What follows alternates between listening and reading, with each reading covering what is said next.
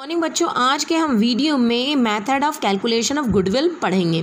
GW मतलब short form रहता है गुडविल का, ध्यान रखिएगा।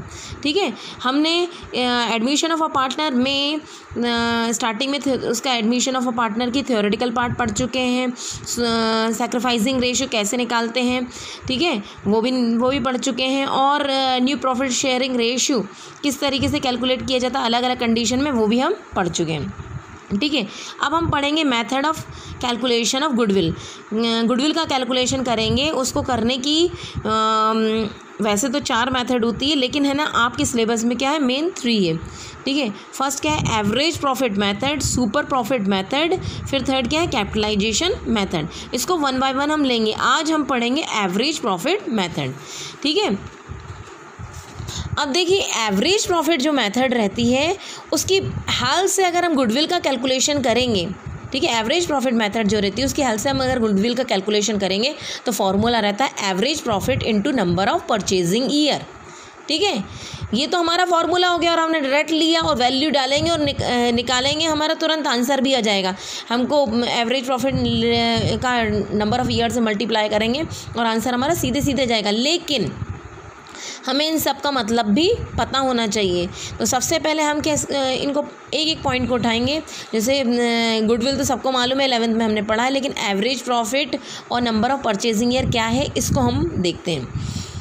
एवरेज प्रॉफिट का मतलब कि हर साल प्रतिवर्ष हम मतलब इन्हें एवरेज एक एवरेज प्रॉफिट लगा देते हैं कि कम से कम इतना तो हम प्रॉफिट हर साल हम कमाएंगे ही।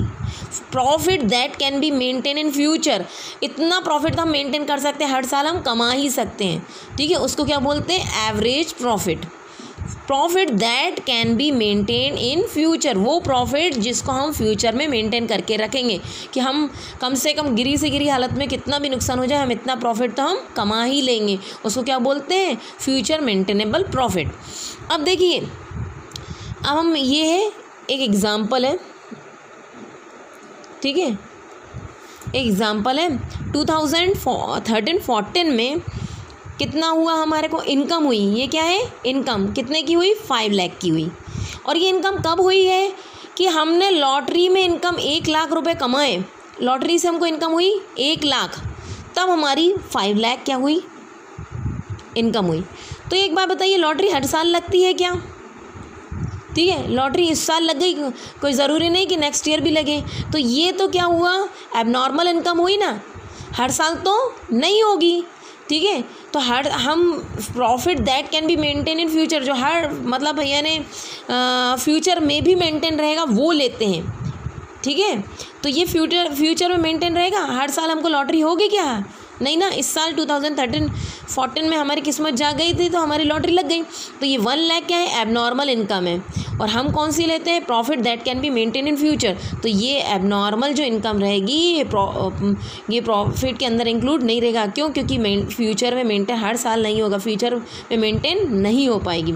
इसलिए 2013-14 में से 5 लाख में से इसको हम 1 लाख को हटा देंगे। क्यों, क्योंकि ये एबनॉर्मल प्रॉफिट है, एबनॉर्मल प्रॉफिट या एबनॉर्मल इनकम है। क्यों, क्योंकि ये हर साल मेंटेन नहीं रहेगा। तो हमारा average profit future maintainable profit क्या होगा इस साल का, 4 लाख हो गया। क्लियर, 1 लाख समझ में आया। क्यों, क्योंकि हर साल होना चाहिए तो हम उसको इंक्लूड करेंगे, हर साल थोड़ी ना इनकम होगी ये। ठीक है, फ्यूचर में मेंटेन थोड़ी ना रहेगी ये, इसलिए इसको हटा दिए। नेक्स्ट 2014-15 में हमको इनकम कितनी हुई, 6 लाख की। 6 लाख की इनकम हुई हमको, लेकिन हमारा आग लगने के कारण हमारा 2 लाख का नुकसान हो गया था। अब ये नुकसान भी हर साल होगा क्या, नहीं ना। ठीक है, ये नुकसान भी हर साल, अगर ये नुकसान नहीं होता तो हमारी इनकम कितनी होती, 8 लाख। तो ये नुकसान हर साल नहीं होगा, तो ये हमारा 2 लाख ज़बरदस्ती घट गया ना। ठीक है, अगर अब नेक्स्ट ईयर क्या होगा, नेक्स्ट ईयर भी थोड़ी ना आग लगेगी। तो हमारा नेक्स्ट ईयर हम ये मान के चलेंगे कि हमारा कितना प्रॉफिट रहेगा या कितनी इनकम रहेगी, 8 लाख। ठीक है, इसलिए हम इसको एबनॉर्मल लॉस मान कर इसको क्या कर देंगे, प्लस कर देंगे। क्यों, क्योंकि ये फ्यूचर में ये लॉस नहीं होगा, हर साल नहीं होगा। आ गया समझ में। एबनॉर्मल प्रॉफिट ऐसी इनकम जो हर साल नहीं होती वो माइनस हो जाती है, और ऐसा लॉस जो हर साल नहीं होता वो प्लस हो जाता है। ठीक है, उल्टा। अब उसके बाद 2015-16 में 4 लाख है हमारी इनकम, किसको? 50,000 स्टाफ सैलरी पे करने के बाद है। ठीक है, तो स्टाफ सैलरी तो हर साल देते हैं, तो हमारी इनकम बिल्कुल सही है। इनकम स्टाफ सैलरी को देने के बाद है, प्रॉफिट निकला वो या इनकम हुई वो सही है बिल्कुल। तो इसमें हम कोई भी चीज़, ये नॉर्मल एक्सपेंसेस और होते ही हैं, और नॉर्मल एक्सपेंसेस को ना ही प्लस करते हैं और ना ही माइनस करते हैं। आगे समझ में। तो यहाँ क्या जाएगा? नील। तो मतलब ना ही प्लस होगा ना माइनस होगा। हम क्या कर रहे हैं? 4 लाख आ गए। अब जितने भी अब हमारी सब क्या आ गया? फ्यूचर मेंटेनेबल प्रॉफिट आ गए तीनों सालों के, तीनों जितने भी साल हैं उनके आ गए, है ना। तो एवरेज फ्यूचर मेंटेनेबल प्रॉफिट निकालेंगे तो हम total profit upon number of years होता है। टोटल प्रॉफिट क्या हो गया? पहले साल का कितना था? 4 लाख, फिर 8 लाख था, फिर कितना हो गया? थर्ड ईयर का कितना है? 4 लाख। इन तीनों को प्लस कर देंगे। कितने साल हैं? ठीक है, 1 2 3 ईयर्स है ना, 3 से डिवाइड कर देंगे। इनको प्लस करेंगे तो कितना जाएगा? 16 लाख, और 3 से डिवाइड कर देंगे तो कितना आ जाएगा? ये average of future maintainable profit तो हमारा आ गया। एक चीज़ तो हमने कैलकुलेट कर ली। अब दूसरी चीज़ क्या है? एवरेज प्रॉफिट, गुडविल निकालने का formula average profit into number of purchasing year रहता है। एवरेज प्रॉफिट तो हमारा निकल गया। अब हमें क्या चाहिए? नंबर ऑफ परचेजिंग ईयर चाहिए। ठीक है, अब number of purchasing year, number of purchasing year का मतलब रहता है कि हमारी जो पोजीशन है आज बहुत अच्छी चल रही है, हमारी ऑर्गेनाइजेशन बहुत अच्छी, तो कब तक इसकी ऐसी अच्छी पोजीशन रहेगी? तो number of years for which existing position of the organisation can be maintain. वो कितने साल तक वो अपनी जो पोजीशन, अच्छी पोजीशन है, वो मेंटेन कर सकेगा, कितने साल तक। जैसे फेसबुक है, व्हाट्सएप है। फेसबुक जो आज अभी पोजीशन चल रही, जो देखो वो फेसबुक चलाता है, तो ये अगर कोई नया कुछ आ गया उसके ऑप्शन में तो क्या होगा? और उससे बेटर रहा तो क्या होगा कि वो पोजीशन मेंटेन, ज़रूरी नहीं कि जो आज मेंटेन कर रहा है वो इन फ्यूचर भी रहे।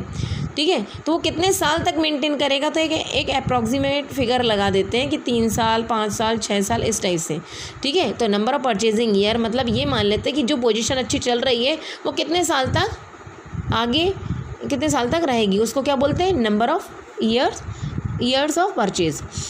हमने मान लिया कि हमारी ऑर्गेनाइजेशन, ये जो अच्छी पोजीशन है उसकी, ये सब क्वेश्चन में गिवन रहेगा, ध्यान रखिए। हाँ, ठीक है, इसके लिए फिक्र मत करना, ये क्वेश्चन में गिवन रहेगा। तो हमारे क्वेश्चन में ये मान लिया कि नंबर ऑफ परचेजिंग ईयर कितना है? 5 ईयर्स है, यानी 5 ईयर तक अपनी पोजीशन मेंटेन करेगा।